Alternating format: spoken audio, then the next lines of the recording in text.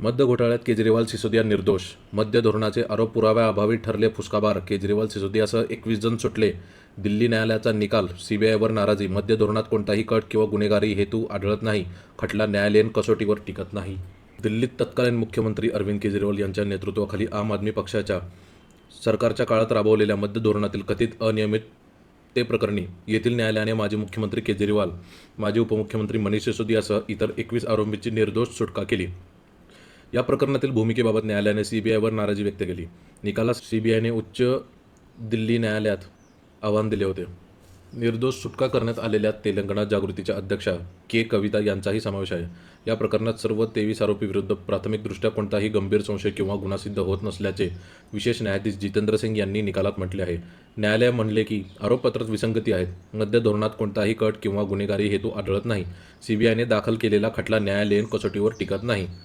598 पानाच्या आदेशात कोर्टाने स्पष्ट लिहिले आहे की या प्रकरणात एकही पुरावा कोर्टासमोर सादर झालेला नाही, असे केजरीवाल म्हणाले. हा संपूर्ण कट होता. यासाठी सत्ताधाऱ्यांनी देशाची माफी मागितली पाहिजे, अशी मागणी केजरीवाल यांनी केली. या निकालानंतर अरविंद केजरीवाल यांनी पत्रकार परिषदेत हा सर्वात मोठा राजकीय कट होता, असे नमूद केले. आम्ही कट्टर इमानदार आहेत, या न्यायालयाने सिद्ध केल्याचे सांगताना केजरीवाल यांना अश्रू अनावर आले. या प्रकरणात केजरीवाल सुमारे 6 महिने आणि सिसोदिया जवळपास 1.5 वर्ष तुरुंगात होते. कोर्टाच्या निर्णयानंतर बोलताना केजरीवाल म्हणाले, लोक विचारतात की मी काही राजकारणी नाही.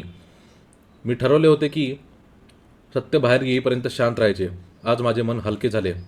अशा आरोपांचा मला त्रास होतो. भाजपने गेल्या 4 वर्षापासून कथित मद्य घोटाळ्याचा उल्लेख करत आमच्यावर आरोप केले. मात्र आज आपल्या न्यायव्यवस्थेने ऐतिहासिक निर्णय दिला आहे. विरोधकांनी सर्व प्रयत्न करून पाहिले, पण अरविंद केजरीवालचे काही करू शकले नाहीत. त्यांच्यासमोर आता एकच मार्ग उरतो. एक तर केजरीवालची हत्या करा किंवा आमच्यापेक्षा जास्त शाळा आणि मोहल्ला क्लिनिक उभे करून दाखवा. न्यायालयाचे तसेच अभिषेक मनू सिंघवी, हरिहरन यांच्यासह सर्व वकिलांचे आभार मानतो, असेही ते म्हणाले. सीबीआय भक्कम पुरावे देऊ शकली नाही. कोणत्याही मान्य पुराव्यांच्या अभावामुळे प्रकरण कमकुवत ठरते. हे धोरण संपूर्ण कायदेशीर प्रक्रियेनुसार तयार करण्यात आले होते. या प्रकरणात एका कटाचा आभास निर्माण करण्यात आला. त्यावर भाजप म्हणतं की केजरीवाल सिसोदिया यांची निर्दोष सुटका झाली असली तरी या मद्य धोरणाशी संबंधित अनेक प्रश्न अनुत्तरित असल्याचे दिल्ली प्रदेश भाजप अध्यक्ष वीरेंद्र सचदेवा यांनी म्हटले आहे.